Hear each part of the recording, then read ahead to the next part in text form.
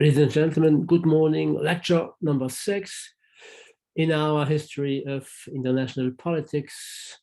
The lectures we will have a look today at the international system, the contemporary international system, the international system that has been prevailing since the end of the Cold War, the material dimension of nowadays international order. The last point we saw last week, ladies and gentlemen, consisted in emphasizing that the Cold War came to an end thanks to Gorbachev's new approach. Gorbachev's new approach, which I ascribed to his awareness of the basically unipolar, the structure of the Cold War system. That is to say, Gorbachev came to the conclusion, understood what his predecessors refused to understand, or maybe should I say refused to admit, that is the fact that economically speaking, the USSR was a weak power and that therefore it was anything but a credible challenger to America's preeminence, despite the nuclear balance, the military balance. Therefore, the system was basically unipolar. This end of the Cold War, ladies and gentlemen, nobody, absolutely nobody had accepted. Nobody had accepted for the very simple reason that at that time the Soviet totalitarian regime was perceived to be irreversible. This is what my teachers told me. I was in Paris at that time in the 1980s. When we look at the predictions made by international relations scholars, Morgenthau, he died in 1980. In his very last publications, he expected a nuclear war opposing the US to the USSR. Remoiron, who died in 1983, expected also a war, an ideological war, opposing the Soviets to the Americans. Kenneth Waltz did not expect a war, but he did not expect the end of the Cold War either. In 1979, in his theory of international politics, he emphasized what he considered to be the stability, the long-lasting stability of the bipolar system, of the bipolar confrontation. The then prevailing experts, more or less self-proclaimed experts, pundits, could we say, or here in France, les intellectuels. For instance, Jean-François Revel had published a book in 1983. The French title is Comment les démocraties finissent, translated 2 years later in the US under the title How Democracies Perish. So in the midst of the 1980s, absolutely nobody had anticipated the end, and all the less so the peaceful end of the Cold War. Logically then, when the Berlin Wall came down, when a bit later the USSR definitely collapsed, a lot of scenarios, a lot of predictions were published regarding the prospective post-Cold War order, regarding the 21st century international system or international order. The most famous scenarios are probably the ones of Fukuyama, The End of History, which 4 years after the publication in the US of How Democracies Perish announced the definitive triumph of liberal democracy. Within 4 years, to put it differently, the perception radically changed.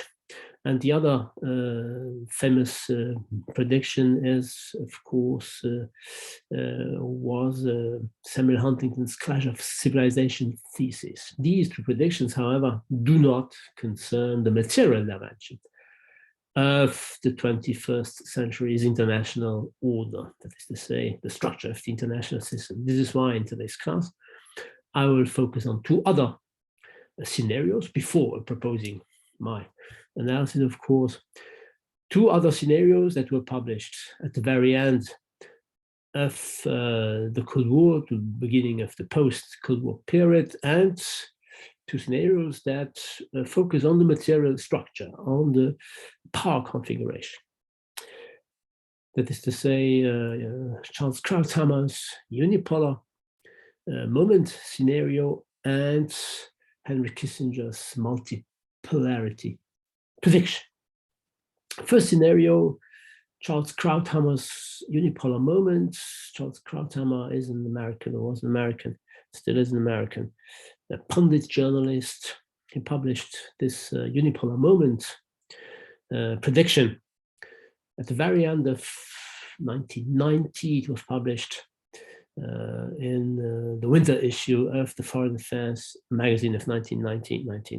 The starting point of Krauthammer is the point of view shared by the majority of experts and international relations scholars or historians. That is to say, the idea that the Cold War was a bipolar system, opposing the West to the East, the US to the USSR.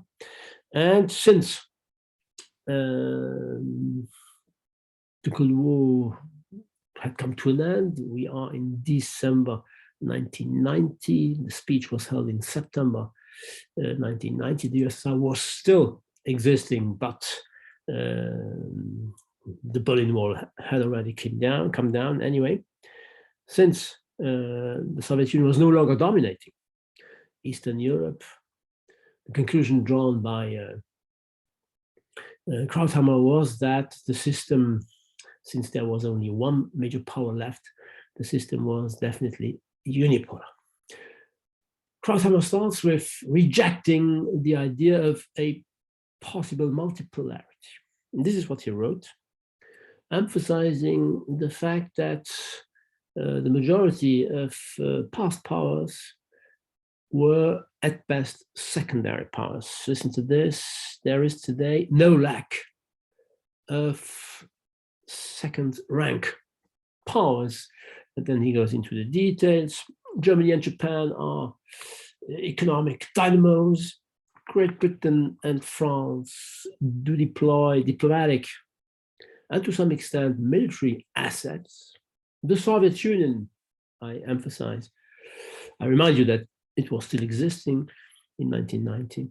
It collapsed 1 year later in December 1991. The Soviet Union, I come back to my quote, possesses several elements of power, military, diplomatic, and political, but all are in rapid decline. And here he was absolutely right, given that 1 year later there was no more USSR at all. And then he comes to his positive claim, that is to say, he asserts the existence of a unipolar structure due to the preeminence of the US. I quote, "The immediate post-Cold War world is not multipolar, it is unipolar. The center of world power is the unchallenged superpower, the United States, attended by its Western allies. American preeminence is based on the fact that it is the only country with the military, diplomatic, political, and economic assets to be a decisive player in any conflict in whatever part of the world it chooses to involve itself."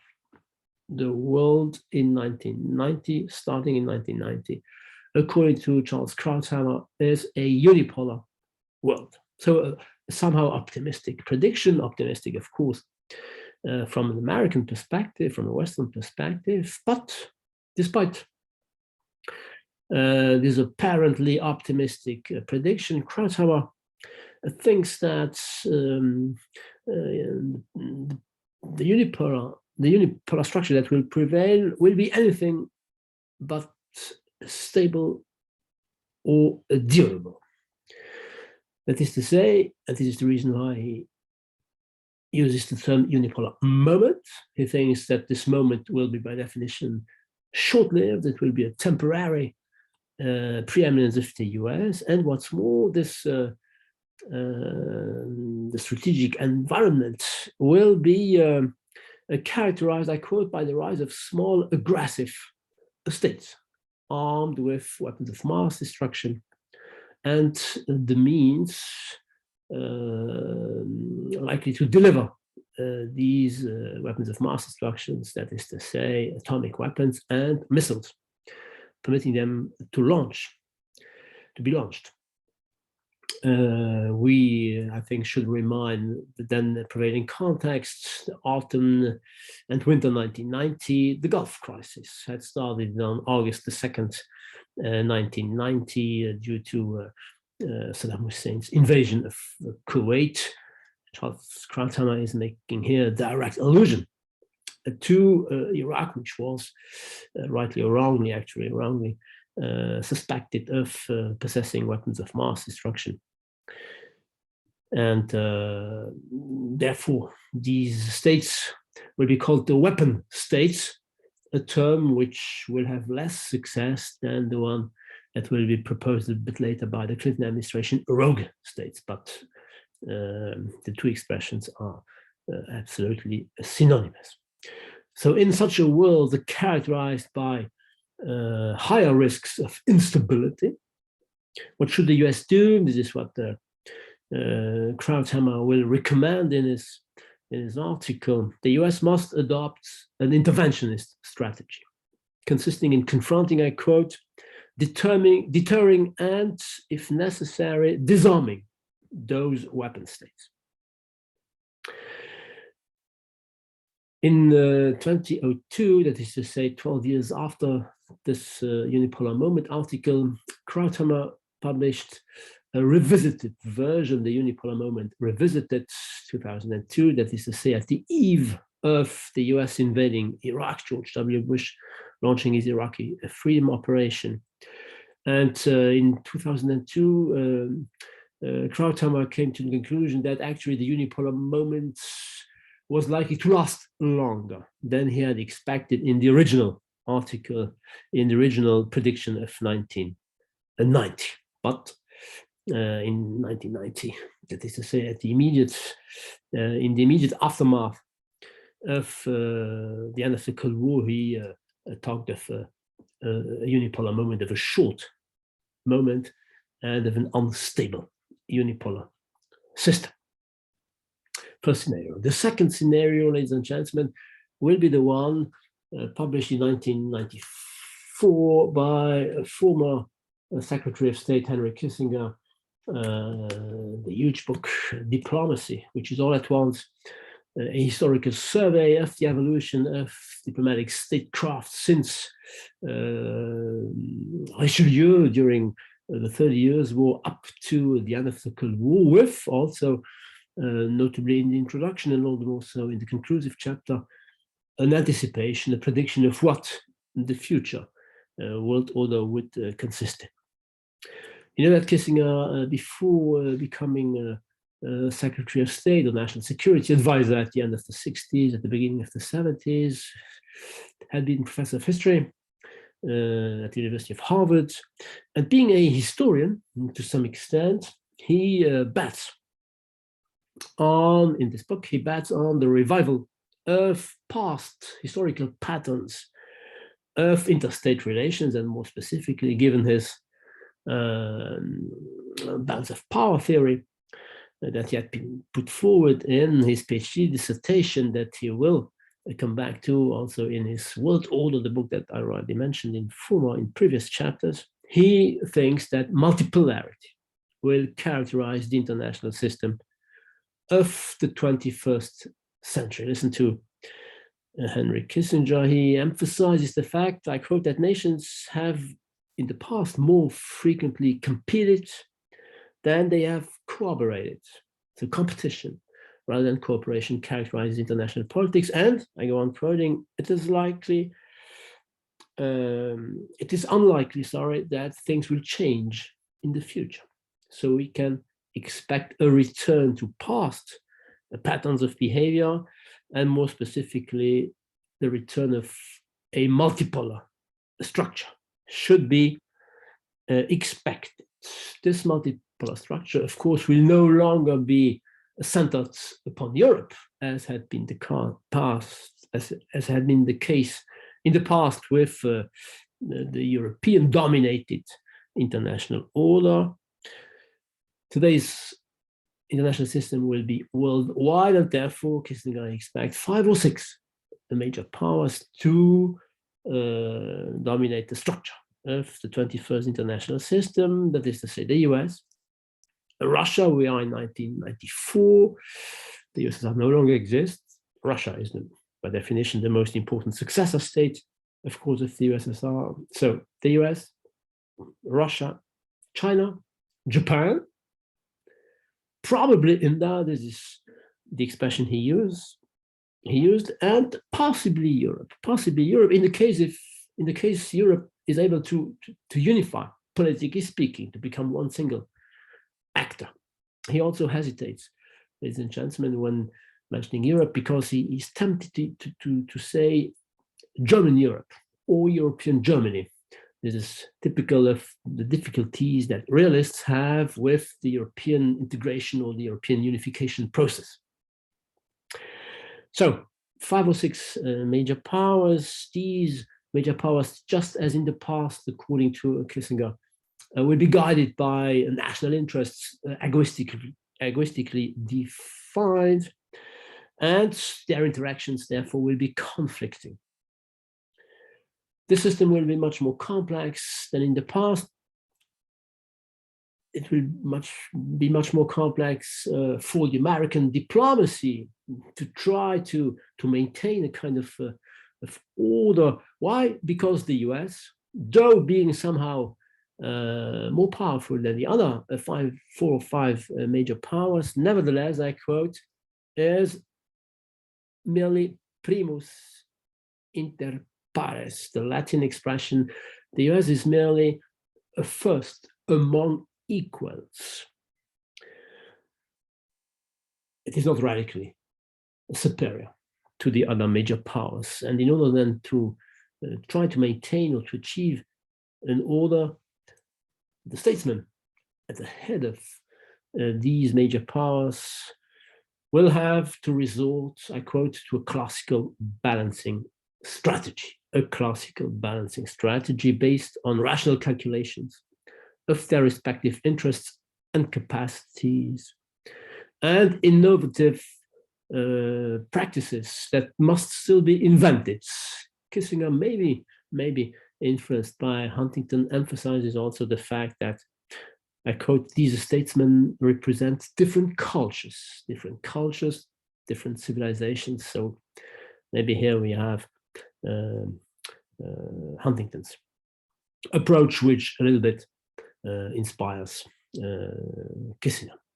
Anyway, Kissinger, you know that, and we already mentioned this, will update his analysis in 2014 with his World Order book, where he focuses more on the Chinese-American rivalry than on the multipolar rivalry. But in 1994, he expected multipolarity to prevail. He was not the only one, ladies and gentlemen, because the vast majority of American realists, of whatever kind, agreed in expecting multipolarity to come back. This was the case of Kenneth Waltz in his article, The Emerging Structure of International Politics, published in 1993.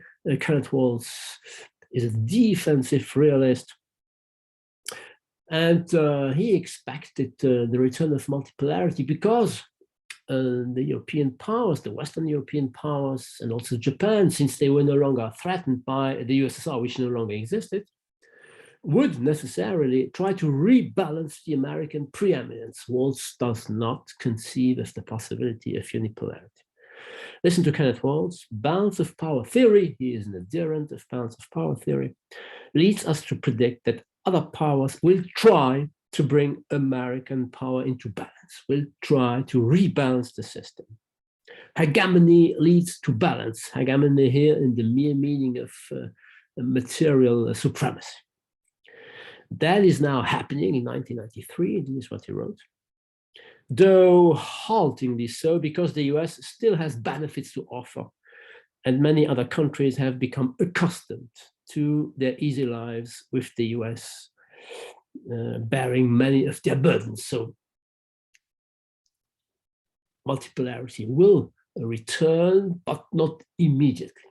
because to some extent, the secondary Western powers still have an interest in profiting from America's order. But sooner or later, this will no longer be the case. There will be a new balanced system. The same idea was put forward by John Mearsheimer, who is an offensive realist, in a short article whose title is very significant: Why We Will Soon Miss the Cold War. We will soon miss the Cold War, according to Mearsheimer, because it was a stable system. He shares Waltz's idea of the stability of the bipolar Cold War rivalry. We will miss this stability because multipolarity will return, and multipolarity is synonymous with never-ending wars. Listen to John Mearsheimer.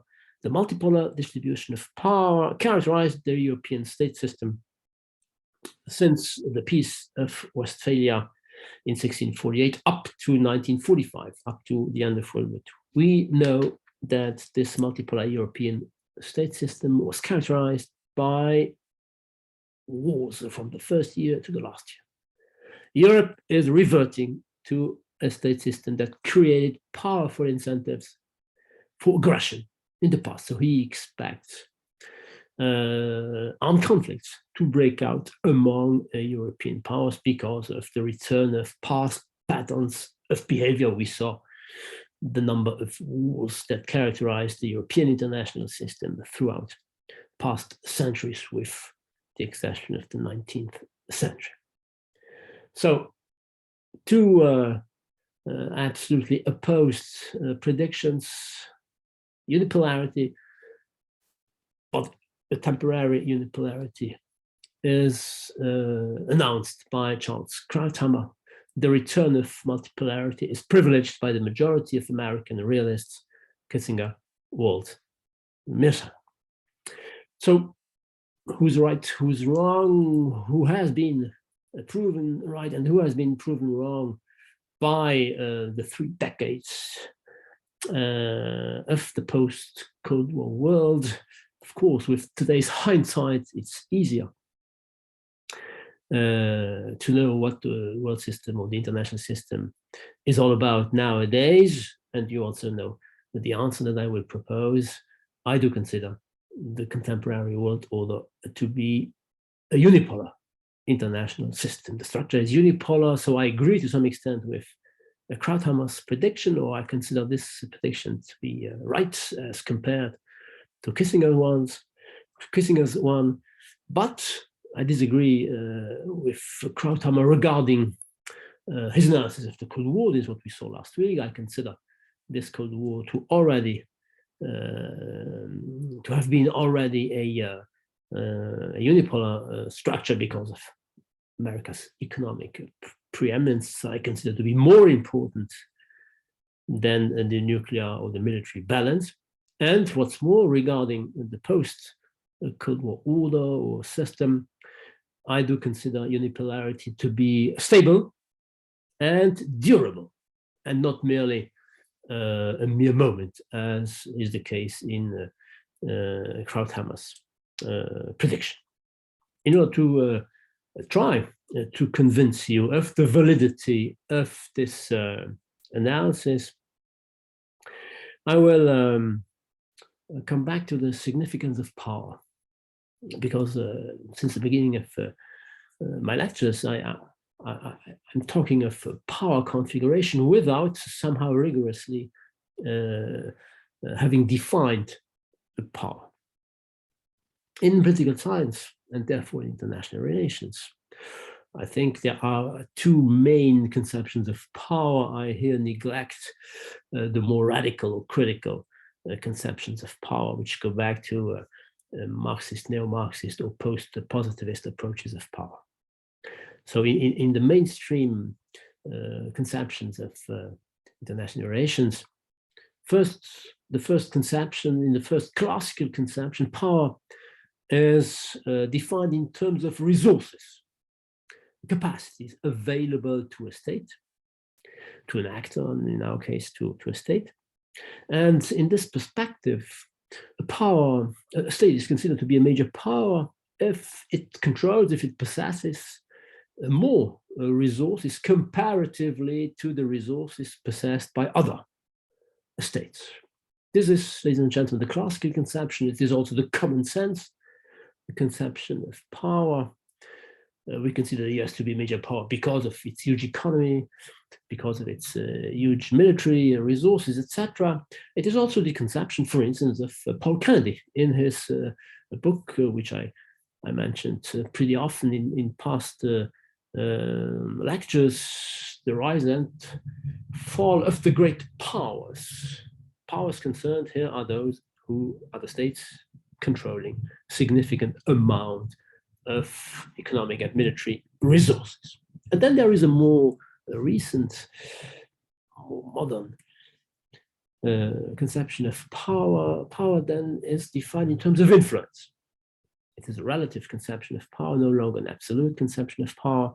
It is defined in terms of influence that an actor is likely to exert upon another actor. In this case, then, in this perspective, a state is a power if it is likely to impose its will upon another actor.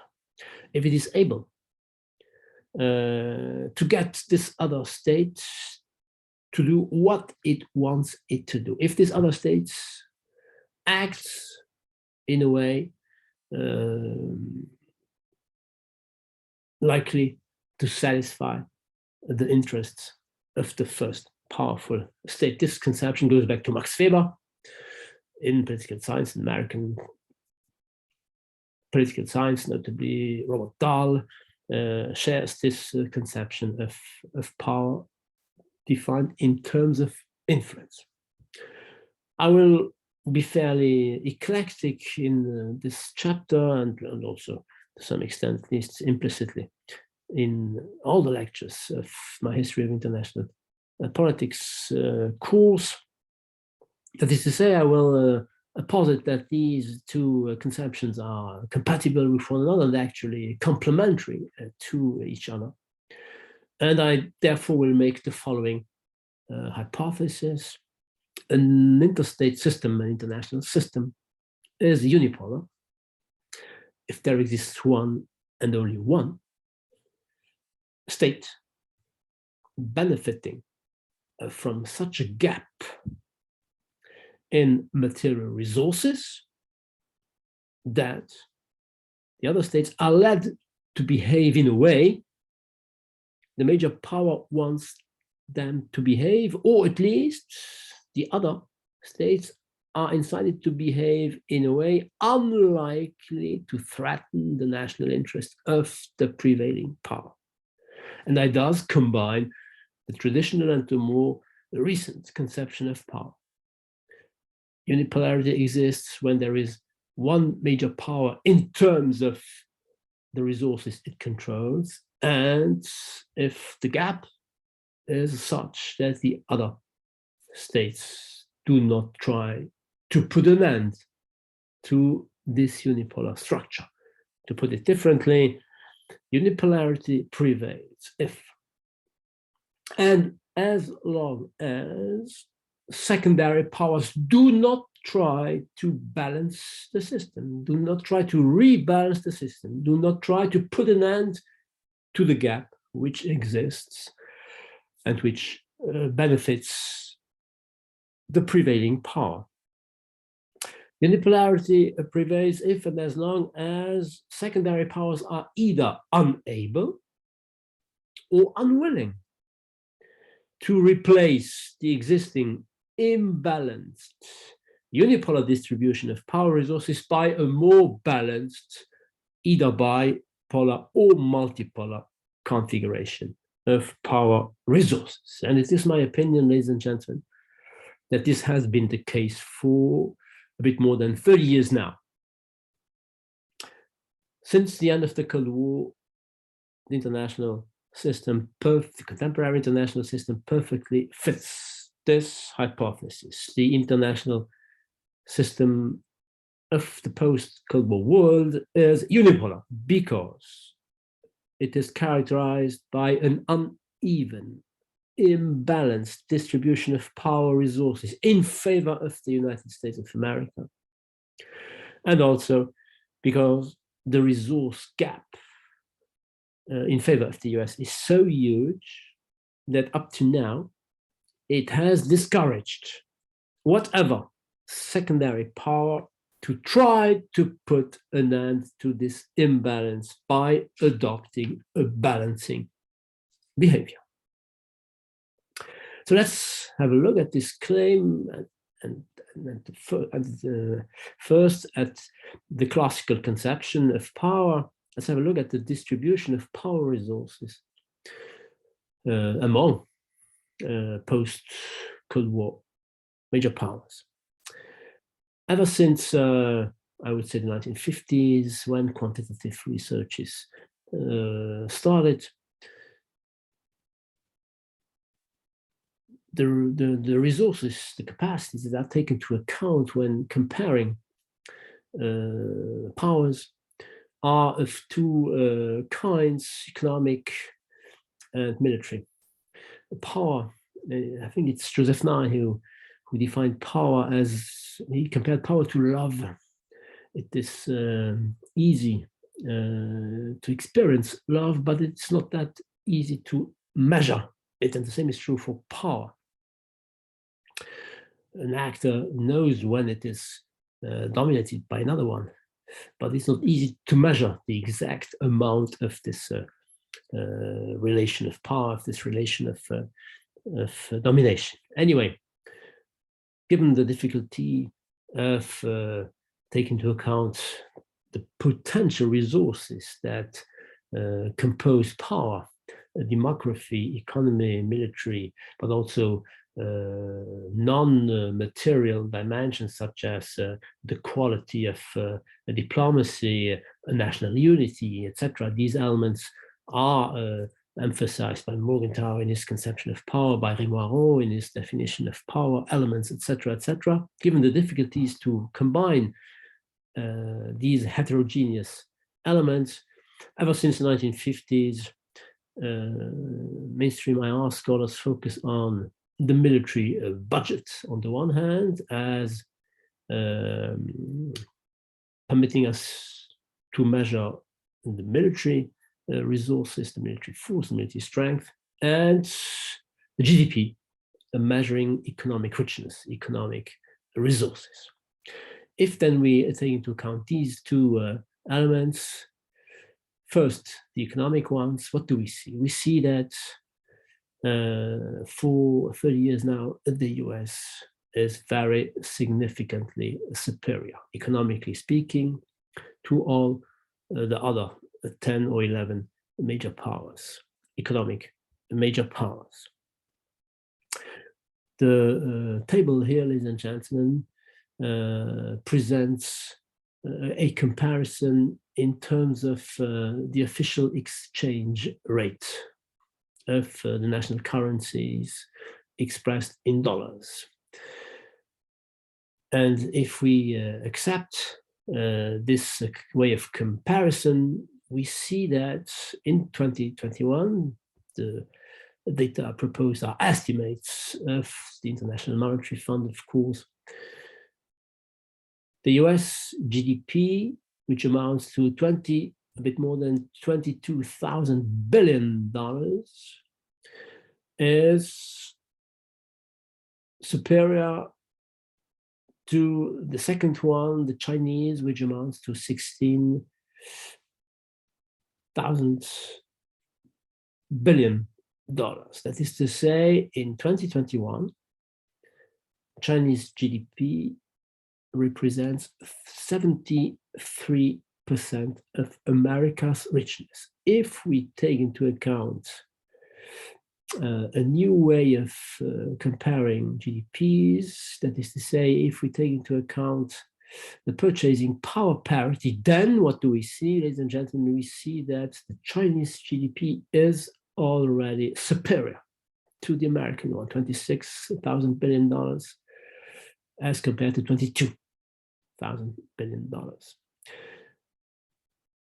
The change occurred in 2014 when the Chinese GDP for the first time measured in terms of power, of purchasing power parity, exceeded the American one. We'll come back to this point in our very last chapter, in our conclusion, when we'll have a look at the future of the contemporary order, material and non-material dimension. But up to now, and this is what I will be focusing on today, up to now, what I can say is that the system is unipolar regarding the economic resources.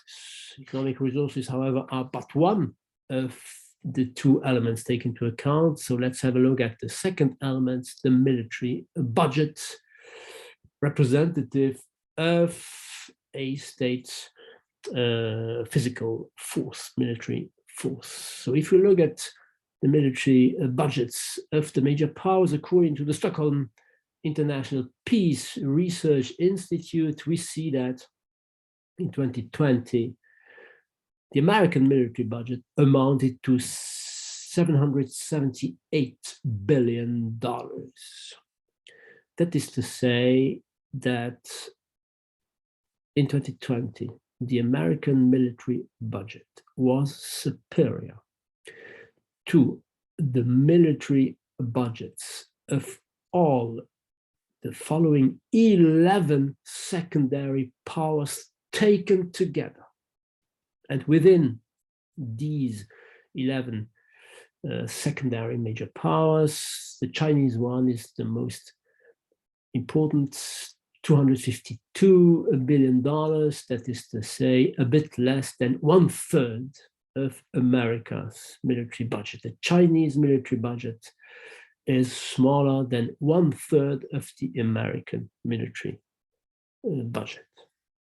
What does this mean, ladies and gentlemen? This means that 30 years after the end of the Cold War, if we look both at economic and at military resources, we see that, yes, the structure of the international system is definitely unipolar regarding the power distribution, the configuration of power resources, which therefore amounts to saying that unipolarity is more than a mere moment. It is a historical period, and as such, significant. America's material preeminence, which already existed, at least in the economic domain, during the Cold War, is now absolutely global, has been global for 3 years now. And this is the conclusion drawn by all the scholars. For instance, in this edited book by Eikenberry, Mastanduno, and Woolforth, The Consequences for Our Theory of Unipolarity. Listen to them. We currently live in a one superpower world, a circumstance unprecedented in the modern era. The three authors and the other contributors to this edited volume do not consider the 19th century as a unipolar one. But even if they would, as is my case, I agree in saying that it is an unprecedented supremacy. No other great power has enjoyed such advantages in material capabilities, military, economic, technological, and they add the geographical factor. Same analysis in Nuno Monteiro's theory of unipolar politics. He focuses on the military strength of the US. Listen to Monteiro. The US maintains a military more powerful than any other defense, spending close to half of global military expenditures. A blue water navy is superior to all the other ones combined. A defense research and development, a budget that is 80% of the total defense expenditures of its most obvious future competitor, China. And the US has unmatched power projection capabilities. His conclusion, the post-Cold War international system is thus unipolar. Ladies and gentlemen, please remember this first point regarding the power distribution, the distribution of power resources, the classical conception of power. The system is unipolar. What about the more recent conception of power? power defined in terms of influence. Thus, the material preeminence of the US permitted to impose its will upon the secondary powers. Do the secondary powers behave in the way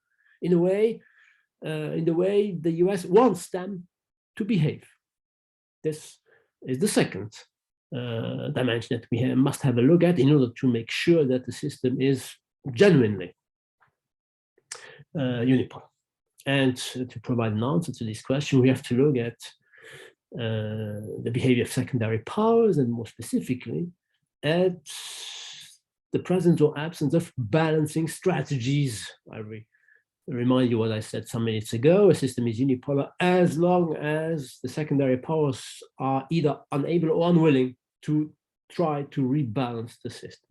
They can rebalance the system by adopting two pretty often complementary strategies. We already saw this in the previous chapter. They can adopt an internal balancing strategy by increasing their own military resources. They can, of course, adopt an external balancing strategy by joining their military strength in coalitions or even informal alliances. Let's have a look at the behavior of secondary powers since the end of the Cold War. My claim will be straight away the following one: neither internal nor external balancing strategies were adopted by the 10 or 11 secondary powers since the end of the Cold War. Regarding internal balancing, if we look, ladies and gentlemen, at the military expenditures of the secondary powers as compared to the American one, if we compare the relative part of their richness that they do dedicate to military expenditures, what do we see? We see that, ladies and gentlemen, all the major powers, including the US, do dedicate nowadays a share, a percentage of their economic richness to military spending, which is very significantly inferior to the percentage that used to be dedicated to military spending throughout the Cold War. What does this mean? This means that nowadays international system is significantly more stable. We could say peaceful, if we accept a non-realist approach, than the world system used to be up to the end of the Cold War. Very significantly more stable, despite any discourse that we might be accustomed to in our media or in the speeches and discourses of our Western politicians. Just look at the US. In 1990, the US dedicated 5.6% of its richness to military spending. Nowadays, in 2020, the last figures of the Stockholm Research Institute, 3.7. During the Cold War, during the 60s and 70s, the US military budget amounted up to 8-9% of America's richness, 8-9%. Nowadays, it is 3.7. It was a little bit higher in 2010, so 10 years ago, due to America's war on terror, but it went back to 3.7. All the states nowadays, all the major powers, do dedicate less, a smaller percentage of their richness to military spending. The only exception here is Russia, but Russia should be compared to some extent to the USSR, not to the Russia of 1990, of course. The US 3.7, China 1.7. That is to say that China also does dedicate a smaller percentage than at the very end of the Cold War to military spending. This means that the US, of course, is eager to maintain its military superiority.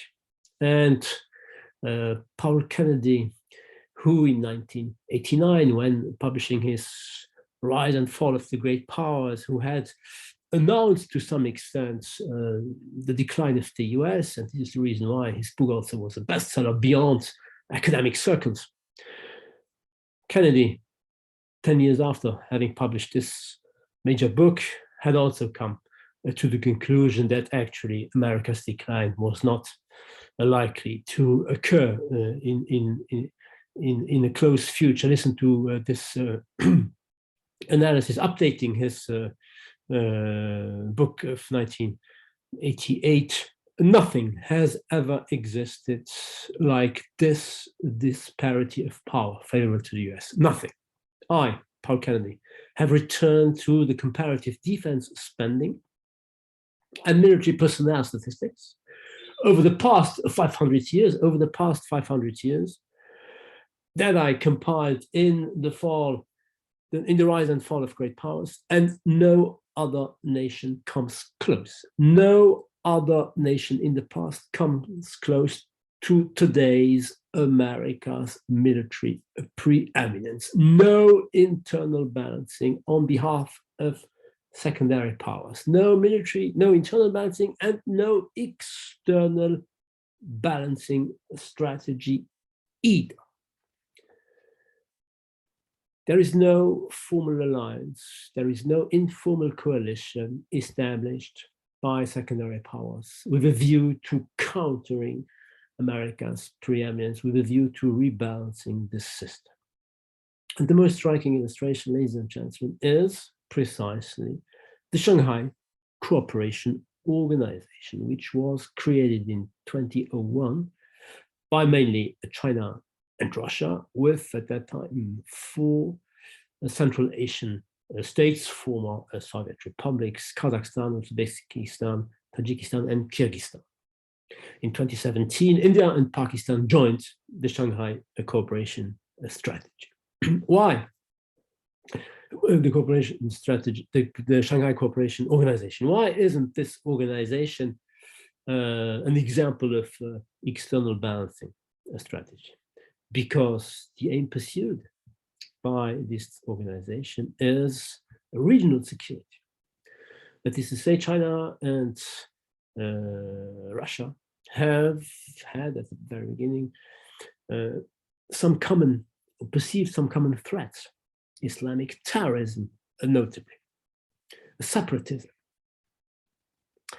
And therefore, they joined their forces, or therefore they established this cooperation in order to cope with this shared threat. India and Pakistan, I think, and above all, India joined this Shanghai Cooperation Organization in order to try to influence from within its functioning, to try to shape a little bit the behavior of its immediate neighbor China and of Russia. But it is not an alliance or coalition aiming at countering America's influence.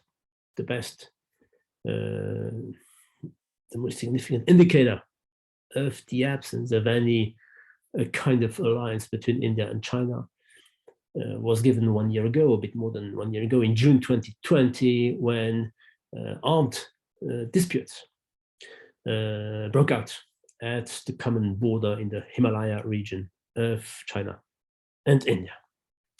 So there is no alliance, no coalition of secondary powers against America's preeminence. And this absence of any conscious attempt to rebalance America's preeminence, to put an end to America's preeminence, the absence of any attempt to balance America's preeminence is the most obvious proof of today's unipolarity. Ladies and gentlemen, in order for multipolarity to exist, the mere presence of secondary powers is not sufficient. This is a mistake, an error pretty often committed by those who claim there is multipolarity, or those who would be happy, and therefore they insist upon the existence of multipolarity. In order for multipolarity to exist, there must be, on the one hand, significant secondary powers, and there must be an alliance strategy by these secondary powers with a view to rebalancing the system. Pretty often, the so-called BRICS, Brazil, Russia, India, China, India, and South Africa, are considered to form such a kind of informal coalition, proving today's multipolarity. This is wrong. First, the four or five powers concerned at the beginning were considered to be emerging economies and not emerging powers. The term, the acronym BRIC or BRICS, was coined by a banker, an economist of the Goldman Sachs, the American bank. And then it was used by experts in international relations who claim that these emerging economies will end up, or already are nowadays, economic powers or political powers, strategic powers in general. First of all, this is true. First of all, this is wrong. Only China, and to some extent India, are economically growing in a very significant way. It's not the case of Brazil. It's not the case of, if we look at the figures, it's not the case of Russia, without even mentioning, of course, South Africa. And regarding their political importance, they form anything but an alliance. They have divergent national interests. So they will never create an alliance or even an informal coalition with a view to counterbalancing the system. In the absence of any attempt to put an end to America's preeminence, the system is and will remain unipolar. The question then we might ask is, how can we explain that unipolarity has been prevailing for 3 decades now, despite the predictions of the best and the brightest realists, a classical realist such as Kissinger, an offensive neorealist such as Mearsheimer, and a defensive neorealist such as Kenneth Waltz. What are the reasons explaining the durability of the contemporary unipolar structure? I think there are 2 sets of factors that contribute to explain the contemporary unipolarity. The first one is, of course, related to America's willingness to remain the prevailing power.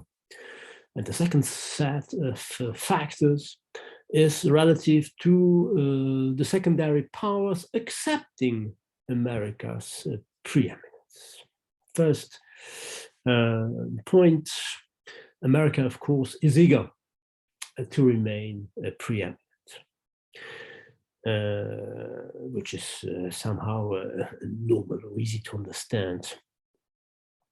And the best proof is given by precisely the military budget of the US, which for 30 years now is absolutely superior, 1 year after the other, to all the military budgets of all the secondary powers. This permits the US to command the commons, to use the expression proposed by Barry Posen in an article published 2003, as far as I remember.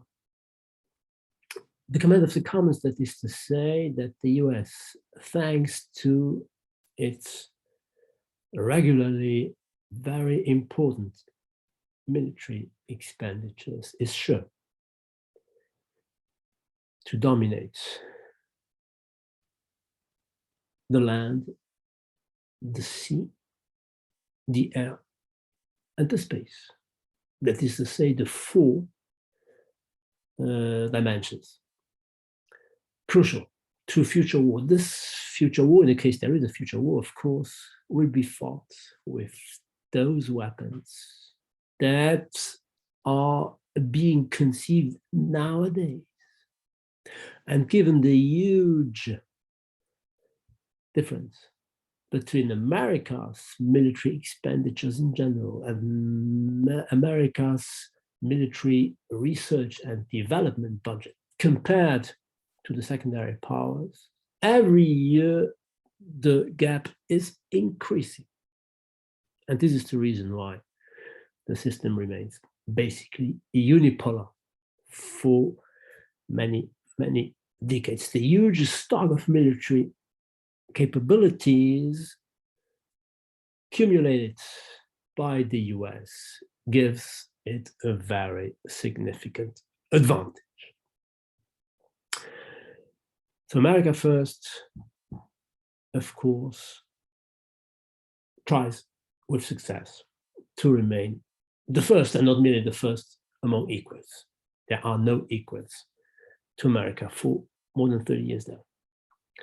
And then there is a second reason which regards the secondary powers.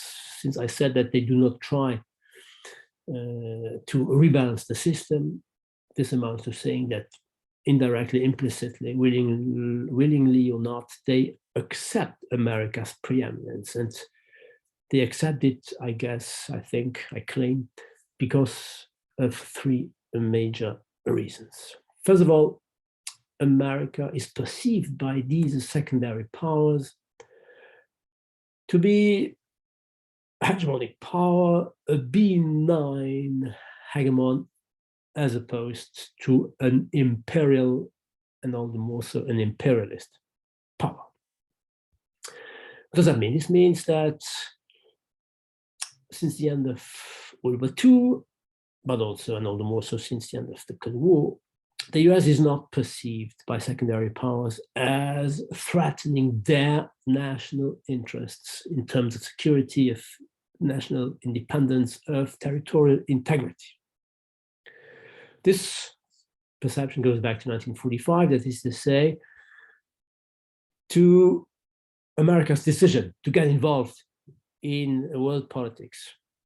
Why? Because the US, since 1945, in its relations with secondary powers, things are different when behaving with regional troublemakers, of course. I'm talking here merely of the relations of the US with secondary powers within my theoretical framework of focusing on great powers, given the realist assumptions underpinning my analysis. In its relations with secondary powers, the US behaves like a hegemon, not like an imperial power, because it associates secondary powers to the benefits of the system. It acts like the UK acted after 1815, at least during the first half of the 19th century. It is different, therefore, from the past behavior of France after 1648, or to some extent also of the Habsburgs, Spanish and the Austrian Habsburgs in the 16th century, the beginning of the 17th century. To say, ladies and gentlemen, that the US behaves like a benign hegemon, not a benevolent, this would be too strong, but a benign hegemon, that is to say, it does not threaten the secondary powers' existence, or even the secondary powers' vital interest. To say that America acts like a hegemonic power, a benign hegemon, does not mean, of course, that it acts altruistically. It acts egoistically, but in a smart definition of egoism. That is to say, it understood, or its political decision makers, its political elites, its statesmen, understood that it was in America's interest to behave moderately, to adopt a self-restraint behavior. Because in order to consolidate, on the long run, America's victory in 1945, America had interest in not misusing its strength. That said, whatever its motivations, the fact for US to behave moderately in its relations with secondary powers, of course, this behavior cuts the ground under the feet of potential adversaries who might be eager to get rid of America's preeminent. This is not the case. First reason. Second reason, the US more positively not merely is not perceived to be threatening, but is perceived to be indispensable. It is perceived to be indispensable by various secondary powers, or at least to be a kind of honest broker. Remember that the US forced both Germany, Nazi Germany, and Imperial Japan to surrender unconditionally by launching atomic bombs on Japan in August 1945 by defeating the German Wehrmacht in 1945 too. And yet, ever since 1945, Germany and Japan are among America's closest allies. This is an achievement which obviously is anything but regular in international politics. Look at Vietnam. Vietnam was committed in the war against the US during a bit less than 15 years, throughout the 60s up to almost the midst of the 70s. And despite this kind of enmity, nowadays Vietnam needs the US to cope with its northern neighbor, that is to say, China. Look at the Palestinians, ladies and gentlemen. The Palestinians know that their enemy, that is to say, Israel rejects the idea of a Palestinian state worth this name. The Palestinians know that Israel is supported by the US, militarily, economically, financially, etc., etc. And yet, if ever the Palestinians should end up obtaining what they're looking for, a state worth this name, they know that they have to ask Washington to help them. They will not ask Brussels. They will not ask Moscow. They will not bet on China supporting their objective. And last but not least, Western military powers or Western interventionist powers, I am thinking of France and the UK, when they undertake their military interventions, they need America's support.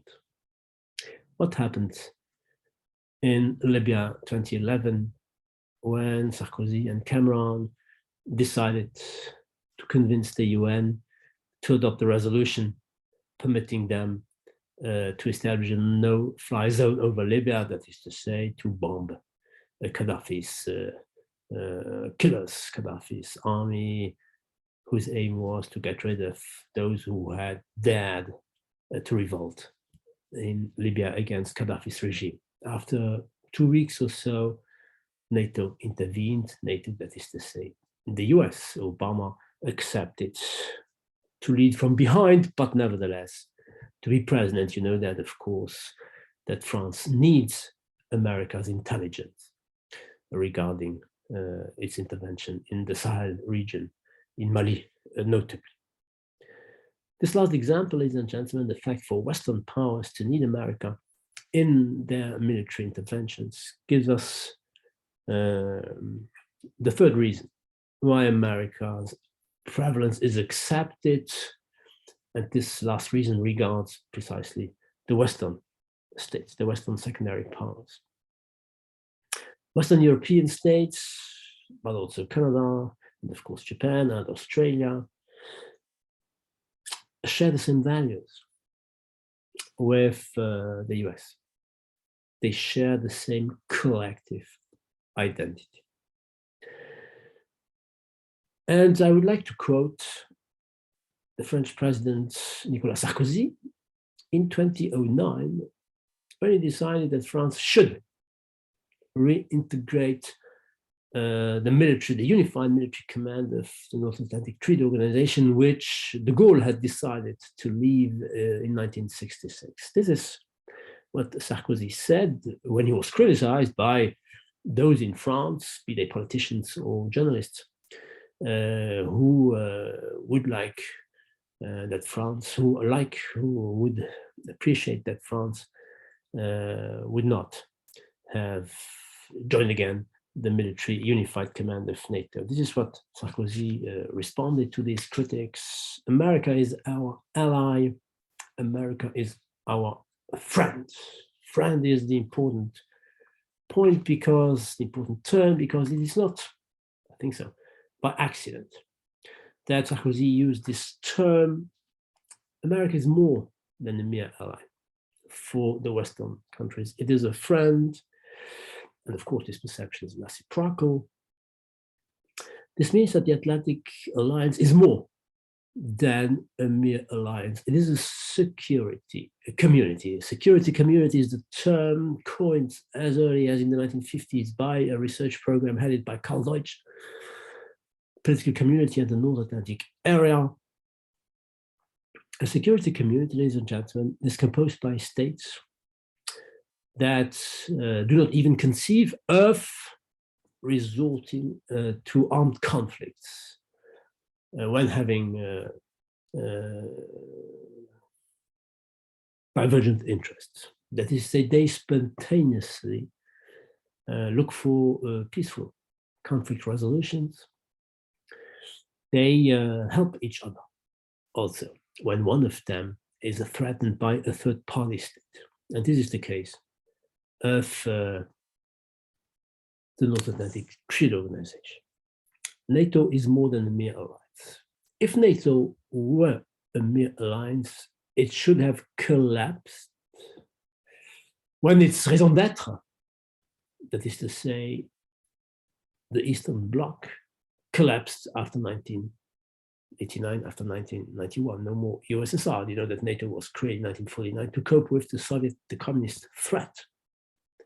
No more communist threat after the end of the Cold War. No more Warsaw Pact, the Eastern or Soviet equivalent of the North Atlantic Treaty Organization. And yet NATO survived. What's more, it did not merely survive, but it accepted a very significant number of new members, Eastern and Central and Eastern Europe notably.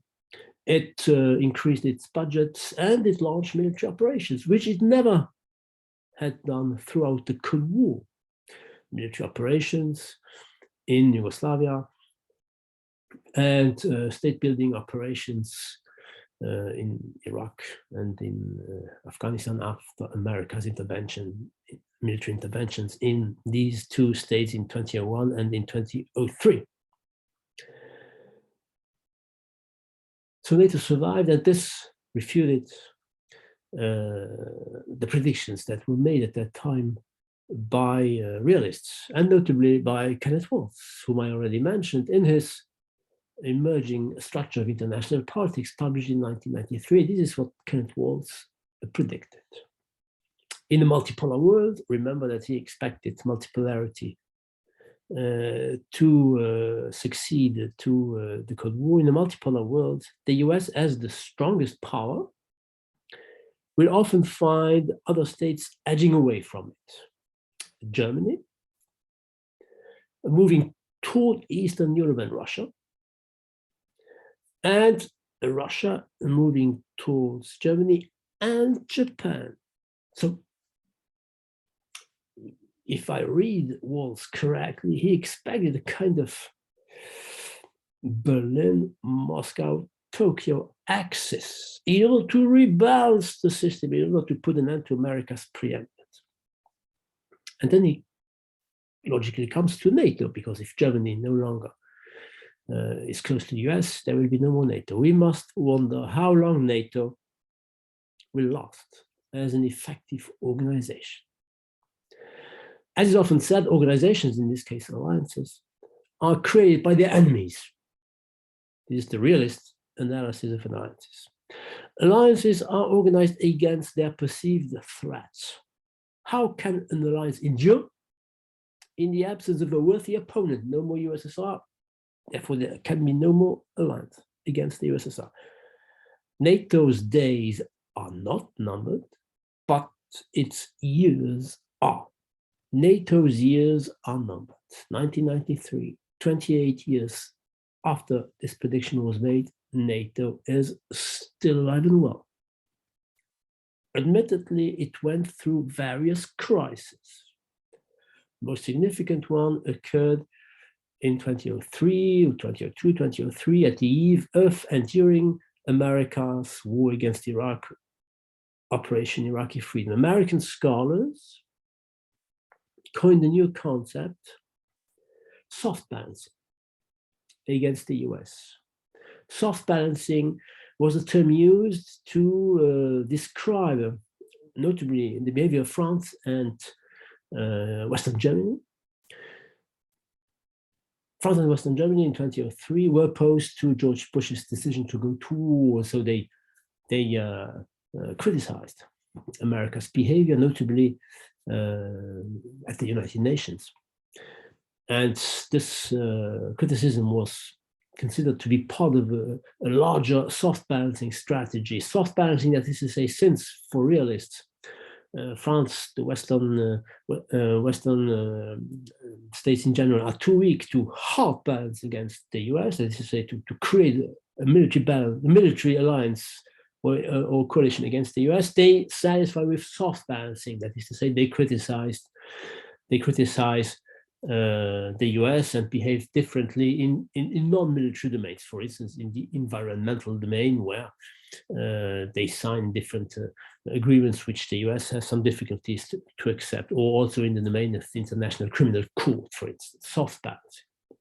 But you know that once America's Operation Iraqi Freedom came to an end, the different NATO members accepted to join America's forces to stabilize post Iraqi freedom Iraq, that is to say, to try to proceed to the state building of a stable democracy in Iraq, which did not work, of course, but that's another question. So there were crises in NATO. More recently, Trump accused the different European member states of NATO of refusing to pay a significant amount to contribute significantly to the military budget, to the collective military budget. You know that Macron, you may know that Macron 2 years ago, as far as I remember, considered NATO to be brain dead. He was also alluding to the fact that one member state of NATO, Turkey more significantly, accepts to purchase weapons from Russia and behaves rather unilaterally in Syria and also in Libya, that is to say, it does not accept to act with other NATO members, first and foremost France, of course, itself. And more recently, you know what happened to France in Australia. Australia accepted to purchase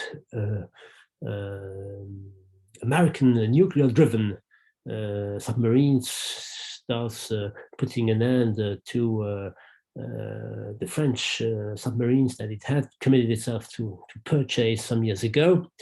Australia also and Great Britain created AUKUS, the new alliance with the US. France is excluded from this Indo-Pacific alliance, and France recalled its ambassador. So there are different crises that do regularly break out among members of the North Atlantic Treaty Organization, but similar troubles already had characterized NATO throughout the Cold War, and they had not meant the end of the North Atlantic Treaty Organization. So yes, the Western European powers, Canada, Australia, Japan, do recognize America's preeminence to be legitimate. They internalized America's hegemony, and since they internalized it logically, then there is no risk of them trying to get rid of America's preeminence.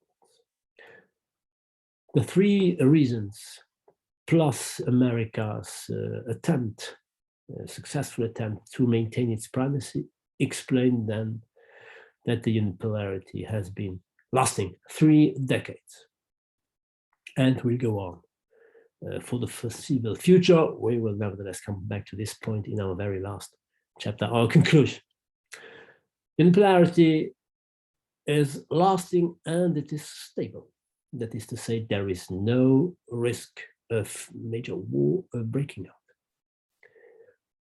In the power cycle theory that I use in my lectures, ladies and gentlemen, I already mentioned this, but I come back to this point in order to sum it up in somehow, I hope so, rigorous manner.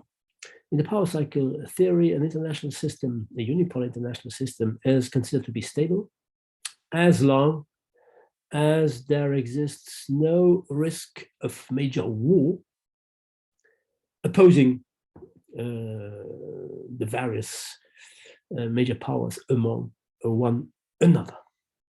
This is precisely the definition of Gilpin and also of Woolforth in his article, The Stability of a Unipolar World.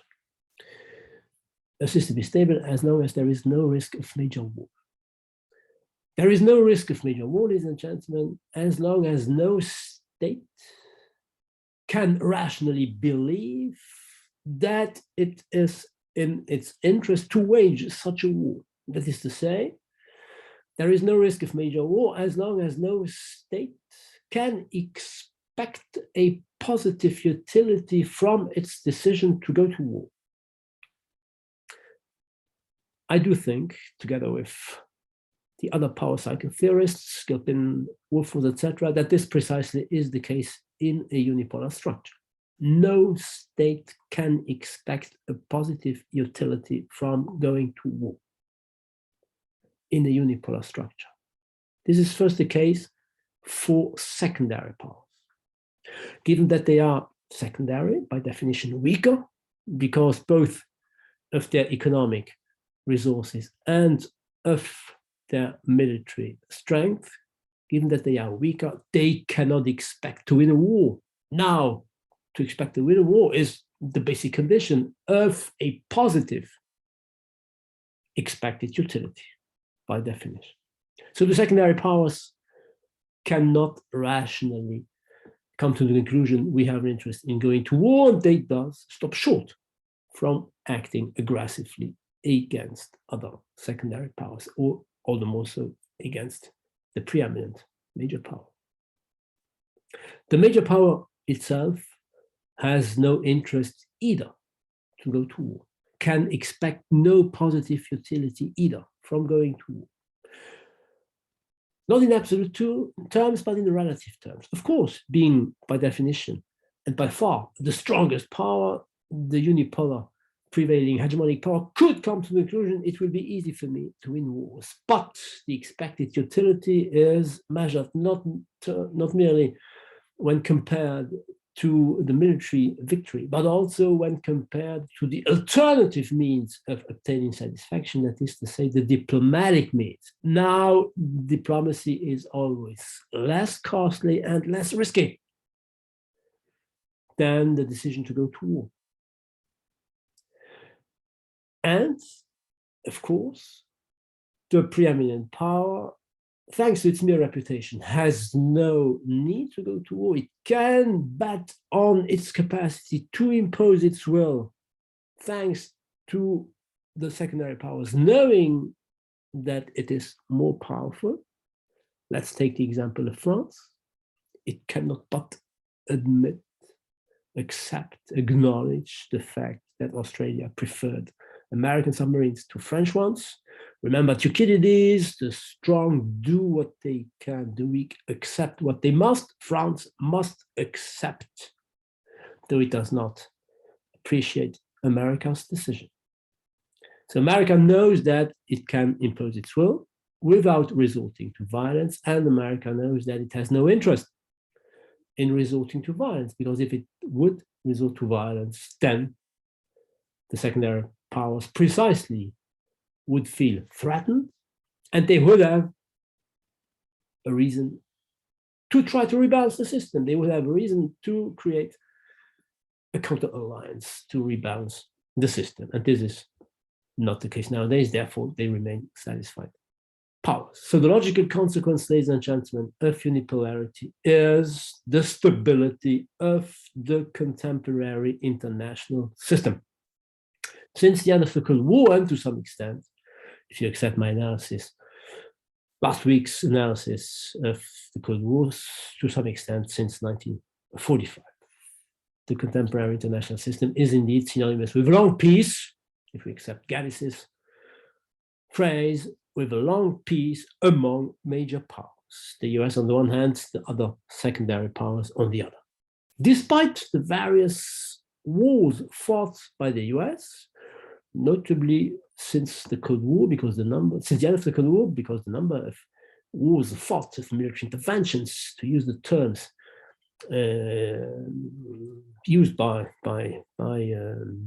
politicians themselves, Western politicians themselves, the number of military interventions by Western powers has significantly increased. We'll come back to this during the end of the Cold War. America, indeed, has been fighting a significant amount of wars, twice against Yugoslavia, twice against Iraq in 1990, and then again in 2003, in Afghanistan against Libya. These wars, however, ladies and gentlemen, are not wars due to the international power configuration. They are unnecessary wars. First and foremost, this is the case of the war against Iraq, according to John Mershall and Stephen Walt in an article that they published in Foreign Policy, in the magazine Foreign Policy, at the eve of George Bush launching his Operation Iraqi Freedom. In unnecessary wars from the perspective of the international system, because they were fought not to maintain the international security, the international peace, the international stability, or America's national interest. They were fought against rogue regimes, guilty not of threatening the international stability, but guilty of either massively violating human rights in their own territories or sponsoring terrorist networks. That is to say, rogue regimes guilty of inadequate behavior on the basis of accepted norms of behavior, of adequate, appropriate norms of behavior, which means that these unnecessary wars, to some extent, not merely do not refute our analysis, but they corroborate it indirectly. If America, to some extent its allies, wage these wars, this proves that they can afford to do so. If you can wage wars against the regional troublemakers, this proves that there is no other major threat to cope with. Otherwise, you could not afford to do so. And these wars also prove my analysis because the norms that are defended, promoted, or proclaimed to be defended and promoted by the discourses, speeches justifying these decisions to go to war, these wars are fought to defend norms that are promoted by the materially preeminent West, and more specifically by the materially preeminent United States of America. That is to say, these wars reflect the normative hierarchy of the international system, of the international order, that is to say, the non-material order which is prevailing in the dimension called international society. And we will start, ladies and gentlemen, our analysis of the international society next week with our chapter number 7. Thank you very much for attending today's class. Have a great day, and to see you again, I hope so, in 2 weeks. Goodbye, ladies and gentlemen.